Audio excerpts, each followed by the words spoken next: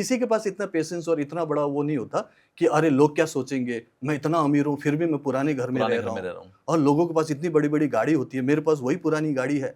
उन्होंने कभी नहीं सोचा। आईफोन तो उन्होंने हाल ही में अभी खरीदा है, आईफोन तो खरीदना नहीं चाह रहे थे, तो बोलेंगे क्या फायदा फिर सर कि ये सब कुछ खरीदोगे नहीं तो क्या फायदा। यही सोच का फर्क है। अमीर लोग ऐसा सोचते हैं। आप देखो ना, आप देखो, आप मार्क जुकरबर्ग को देख लो, आपको क्या लगता है कि वो खतरनाक टाइप के कपड़े पहनते हैं? नॉर्मल आप देखो, नॉर्मल टी शर्ट पहना, नॉर्मल टी शर्ट एक जीन्स पहना होगा, या फिर ऑफिशियल पहनना है तो वही कोट और पैंट, बहुत ज्यादा तामझाम नहीं करते। बिल गेट्स को देख लो आप, बिल्कुल नॉर्मल रहते। तो हमें उनसे सीखने को चाहिए ना, उनसे सीखो ना। आप खाली दिखावे की जिंदगी में जा रहे हो और वो लोग कहीं नहीं पहुंचते। इसलिए 4 क्वाड्रेंट आप चुन लो। अगर एम्प्लॉय हो तो अपने आप को स्किल्ड बनाओ, नॉलेजेबल बनाओ, और सबसे पहले सेल्फ एम्प्लॉयड बनो। और बहुत टाइम नहीं लगेगा, मैं तो बोल रहा हूँ ना, सिर्फ 10 साल हुए मुझे तो। सेल्फ एम्प्लॉयड होते होते नौकरी भी करो, साथ साथ करो, और जब आपको लगे कि मैं बेटर कर पा रहा हूँ, अब ये टाइम मैं फुल अगर दे दूं, इससे बेटर कर लूंगा, तो नौकरी छोड़ दो धीरे से। 6 महीने से लेकर 1 साल ऐसे करके नौकरी छोड़ सकते हो। मैंने 2 साल लिया था। आप आराम से नौकरी छोड़ो। जिस दिन आपकी रेगुलर सैलरी से आप ज्यादा कमाओ उस दिन छोड़ दो। हाँ, 2 साल इसलिए भी किया क्योंकि मेरे को 2016 तक करना ही था। 20 ईयर्स का कॉन्ट्रैक्ट, मैं तो छोड़ ही नहीं सकता था। ठीक है, लेकिन आप साल भर के भीतर ऐसा ले सकते हो। उसके बाद धीरे धीरे आप अपना बिजनेस फॉर्म करने की कोशिश करो। और इन्वेस्टमेंट तो आप एज ए एम्प्लॉय भी कर सकते हो। 100-200 आज ही से शुरू कर दो, शुरू करो। 100 रुपए से शुरू करो, कोई बड़ी बात नहीं है। अगर आप 15,000 रुपए, जस्ट एग्जाम्पल, 15,000 रुपए 15 साल के लिए 15% इंटरेस्ट आपको मिलता रहे, तो आप 1 करोड़ आराम से आपके अकाउंट में हो जाएगा। हालांकि 15 साल बाद 1 करोड़ का ज्यादा वैल्यू नहीं रहेगा, एटलीस्ट आप सोच सकते। अगर देखा जाए डेप्रिसिएशन 7% के हिसाब से भी इन्फ्लेशन को मान दे तो 7% का आपको मिल रहा है। ठीक है, अगर आप सेविंग अकाउंट में रखते हो या एफडी में भी रखते हो, तो आपका पैसा तो करीब माइनस में जा रहा है, क्योंकि 7 से 8% तो आपका इन्फ्लेशन। इसीलिए इन्वेस्टमेंट सोचना चाहिए और उसको सीखना भी जरूरी है। ये फाइनेंशियल एजुकेशन जो है ना, किसी स्कूल में नहीं सिखाते तो बिल्कुल ना, किसी कॉलेज में ना यूनिवर्सिटी में प्रैक्टिकल है। ये सिर्फ और सिर्फ प्रैक्टिकल होता है। आपका खुद का फाइनेंस है तो आपको पता होना चाहिए कि ये जो हार्ड अर्न्ड मनी है, इसको मैं क्या सिर्फ दिखावे के लिए खत्म कर दूं और उसके बाद गरीबी बना रहूं, या फिर मैं थोड़ा सा अपने आप को संयम बना के रखूं, ज्यादा ईगो में मत आऊं, सबको न देखूं कि उसने क्या खरीदा, सिर्फ जरूरत के हिसाब से लूं, थोड़ा सा खुद को खुश कर लो, थोड़े से अच्छे कपड़े पहन लो, थोड़ा सा घूम फिर लो, ठीक है। लेकिन दिखावे में आप ये मत सोचो कि उसने 2 BHK ले लिया तो मुझे भी लेना, उसने अगर एक कार खरीद ली बढ़िया वाले तो मुझे भी खरीदना है, उसने कुछ बंगलो ले लिया तो मुझे भी लेना है। उस चक्कर में आप गरीब रह जाते हैं। सर, यहाँ पर मेरे 2 सवाल आ रहे हैं। आपने बार बार एक बात कही कि दिखावे के लिए कुछ भी नहीं करना है। जैसे मान लीजिए कि मैं अपना एग्जाम्पल ले लेता हूँ कि मान लीजिए मुझे एक पेंट हाउस पसंद है, ठीक, और मेरी आज उतनी वर्थ नहीं है कि मैं वो पेंट हाउस खरीद पाऊँ। मैंने लोन लिया और मैंने ले लिया, क्यों? क्योंकि वो मेरी सेल्फ सेटिस्फेक्शन के लिए, मेरी सेल्फ हैप्पीनेस के लिए। दूसरा, मेरे पड़ोसी ने पेंट हाउस लिया है तो मुझे भी लेना है। एक दूसरा माइंडसेट ये है। आपने भी बहुत पहले एक बात बोली थी कि फीलिंग लेना बहुत जरूरी है, कि आप फील करो कि आप अमीर हो, आप फील करो कि आप बिलियनियर हो, तब जाकर आप चीजों को अचीव कर पाओगे। दोनों कॉन्ट्रडिक्टरी नजर आते हैं। एक तरफ कहता है कि दिखावे के लिए मत करो, दूसरा आप कहते हैं फील करो। तो दिखावा करके ही तो फील होगा। पेंट हाउस तो आपका दिखावा है।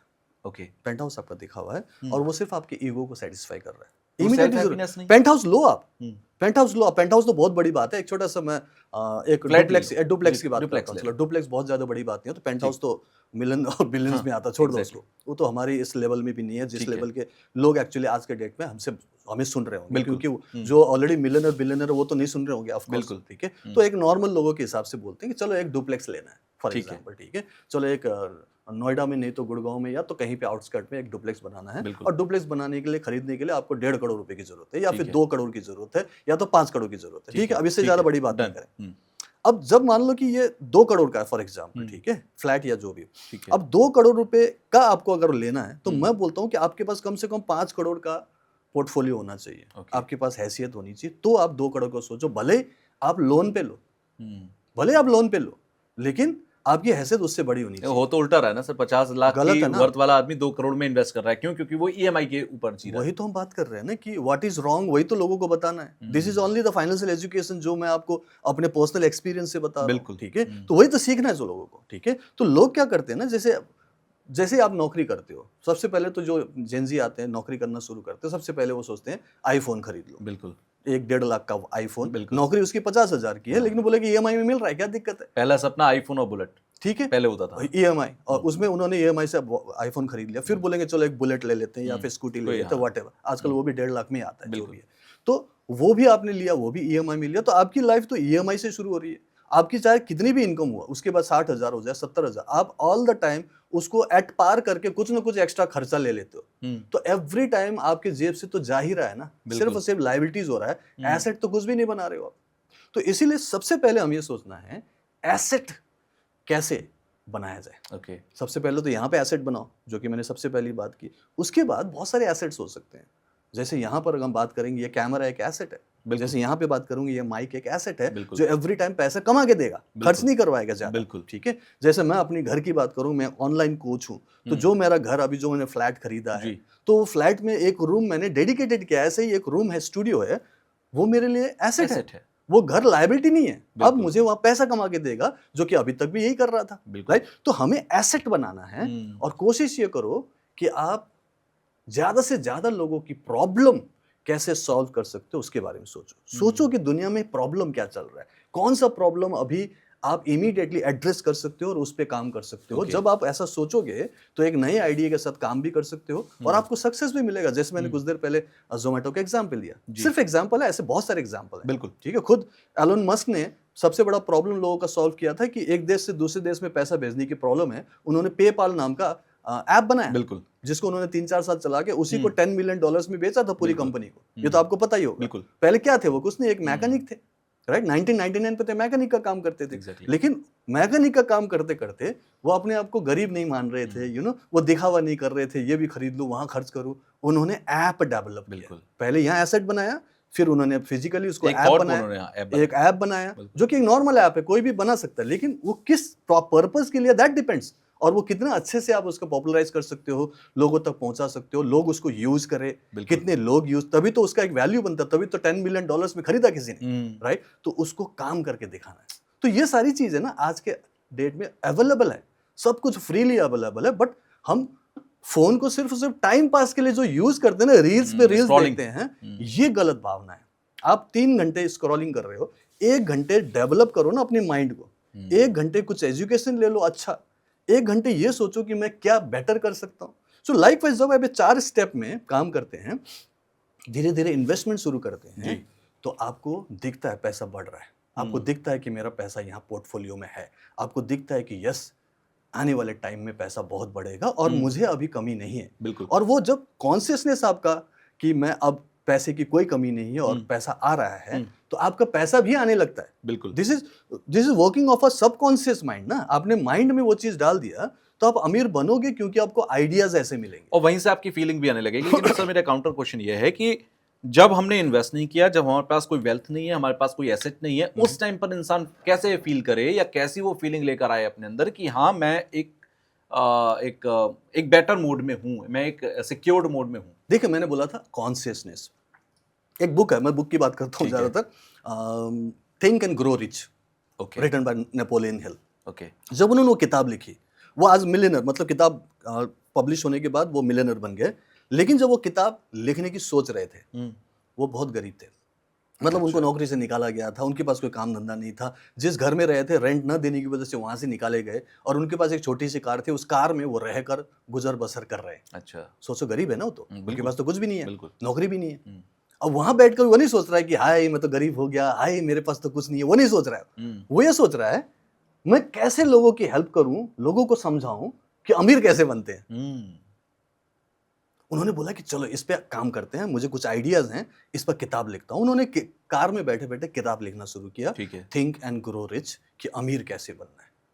और जैसे ही वो किताब पब्लिश हुआ, सिर्फ $1 के हिसाब से 1 मिलियन लोगों तक पहुंचा, मिलियनर बन गया। जस्ट एग्जाम्पल, बहुत कुछ नहीं है, ऐसे बहुत कुछ है। ऐसे एक और है, जैसे chicken soup for the soul, एक किताब लिखी गई है, लेकिन वो किताब राइटर ने पूरी अपनी नहीं लिखी है। वो तुषार ने कुछ लिख के दिया, उसका कर दिया, अरविंद ने कुछ लिख के दिया, उसको पब्लिश किया, बहुत सारे लोगों ने, मतलब 100 लोगों ने एक 2-2 पेज की कुछ कहानी अपनी अपनी बताई, उसका एक पूरा कंपाइलेशन किया, chicken soup for the soul, और उससे वो मिलियनर बन गया। और कब उसको आइडिया आया, जब वो शावर ले रहा था, नहा रहा था, नहाते नहाते सोचा कि थॉट कहीं भी आ सकता है, कहीं भी आ सकता है। नहा रहा था, वो सोच रहा था कि मुझे मिलियनर बनना है, अभी इमीडिएटली मेरे पास नहीं है, लेकिन कुछ तो बेचना पड़ेगा, क्या बेचूं, किताब लिखता हूं, लेकिन किताब तो मेरे पास आइडिया भी नहीं है, क्या लिखूं, मैं तो लिखना भी ज्यादा नहीं जानता।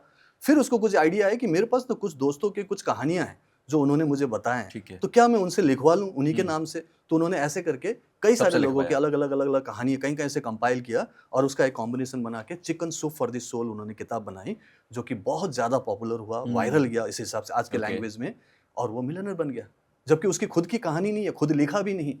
तो बनने को तो कहीं से ही बन सकता, आइडिया निकालो। लेकिन थिंक एंड फीलिंग में क्या अंतर है?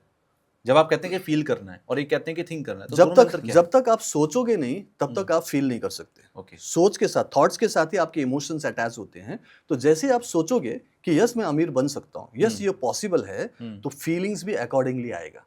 ओके। तो दोनों का ना एक चोली दामन का साथ है। बिल्कुल। तो इसीलिए सोचना पहले जरूरी है, उसके बाद आपकी फीलिंग्स आएगी, उसी से एक बिलीफ क्रिएट होगा, तब जाकर आप कुछ एप्रोप्रिएट एक्शन ले पाएंगे। जैसे शावर में उसने सोचा, आइडिया तो आ गई, फील भी किया, बिलीव भी हुआ कि ये तो कर सकते हैं, अगर 1 बिलियन कॉपी बिक गया तो मिलियनर हो। तो कैसे करना, अब उसने एप्रोप्रिएट एक्शन लिया ना उसके बाद, तो उसके बाद सब पे कंपाइल किया, फिर उनको पब्लिशर के पास गए, फिर उसको पब्लिश कराया, कुछ ना कुछ तो किया होगा। तो जब किया तो उसका काम हो गया। और chicken soup for the soul कई सारे सीरीज बन गए फिर तो, टीन्स के लिए अलग, रोमांस के लिए अलग, गोल्स के लिए अलग, अब देखना। लेकिन मेन क्या थीम है, जो कि ओरिजिनल बुक है मुझे पसंद है, उसमें बहुत अच्छी अच्छी कहानी है, बहुत बढ़िया बढ़िया मोटिवेशनल चीजें हैं, रोमांटिक है, बहुत अच्छी कहानी है, इमोशनल कहानी है। तो ये आपके अंदर होना चाहिए कि मुझे अमीर बनना है। जैसे अमिताभ बच्चन जब बैंकरप्ट हो गए तो बैंकरप्ट हो गए, उनके ऊपर तो 90 करोड़ रुपए का तो कर्जा था। वो तो बोल सकते थे कि मैं तो बर्बाद हो गया, वो घर पे बैठ सकते थे, डिप्रेशन में जा सकते थे, बीमार पड़ सकते थे, लेकिन नहीं, उन्होंने बोला कि नहीं, मैंने अब तक गलतियां की है, ब्लंडर हुआ है, मेरे को पॉलिटिक्स नहीं करना था, नहीं किया, अब नहीं करूंगा, मेरे को बिजनेस मेरे से नहीं हो सकता, अब नहीं करूंगा क्योंकि बहुत नुकसान हो गया। इसका मतलब ये सब नहीं कर सकता, लेकिन मैं क्या कर सकता हूँ, बेस्ट क्या कर सकता हूँ। फिर याद आया, अरे मेरा मेन एसेट तो मेरे पास ही है, मुझे तो एक्टिंग आती है, शुरू से तो एक्टिंग ही किया ना उन्होंने। बोला कि चलो एक्टिंग ही फिर से ट्राई करते हैं। फिर उन्होंने यशराज जी के पास जाके बोला कि प्लीज मुझे एक काम दे दो। बोले अरे आपके लिए तो काम है ना, मोहब्बतें, आ जाओ आपको देते। वहां से वो रिवाइवल हुआ। जस्ट एग्जांपल, और ये हुआ है, रियलिटी है। बिल्कुल।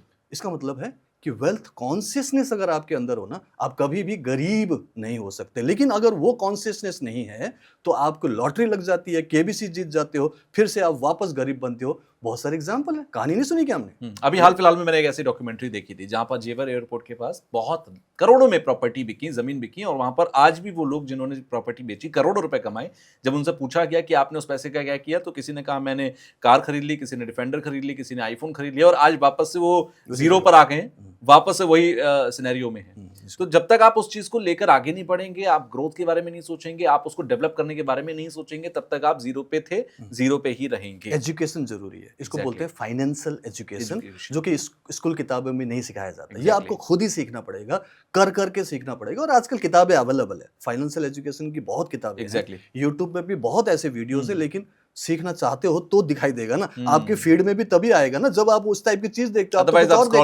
आप तो कुछ और डांस देख रहे हो, किसी के फोड़पन देख रहे हो, वहां पे तो कुछ और ही टाइम पास कर रहे हो, तो आपके पास वही आता रहेगा जो आप देखते हो। ये एल्गोरिदम है यूट्यूब का। बिल्कुल। वैसे ही यूनिवर्स का भी एल्गोरिदम होता है। यूनिवर्स भी आपको वही चीज बार बार सामने लाके देता है, वही चीज आपको करवाता है, वही चीज आपको दिखाता है जो आप सोचते हो, भाव करते हो, बिलीव करते हो। और मैंने अपने अंदर ये बिलीव करना शुरू किया कि यस मैं लोगों को दे सकता हूँ। सर डाउट से कैसे लड़ेंगे? सेल्फ डाउट सबसे पहले आता है जब भी आप सोचेंगे कि मुझे कुछ बड़ा करना है। जैसे अभी आपने जितने भी एग्जांपल्स दिए, चाहे बुक राइटर्स के आपने एग्जांपल दिए, उनके अंदर भी एक डाउट तो आया होगा ना कि क्या ये मेरे करने से होगा। सबके अंदर में डाउट तो आएगा, लेकिन कैसे लड़ेंगे? नहीं, डाउट से लड़ने के लिए एक ही तरीका है, और वो मैंने किया।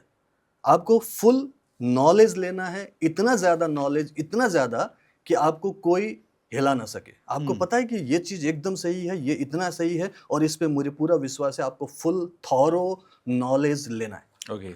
इसीलिए तो मैंने 10 साल लिए ना, ईयर 2000 से लेकर 2010 तक मैं क्या भजिया तल रहा था क्या? क्या मैं सिर्फ एयरफोर्स की नौकरी कर रहा था क्या? नहीं, मैं 10 इयर्स तक नॉलेज ले रहा था, जो जरूरी नॉलेज है वो ले रहा था, रिक्वायर्ड नॉलेज ले रहा था, और उसके साथ स्किल्स डेवलप कर रहा था, जो मैंने बताया। साथ में और क्या चाहिए? डाउट ना हो,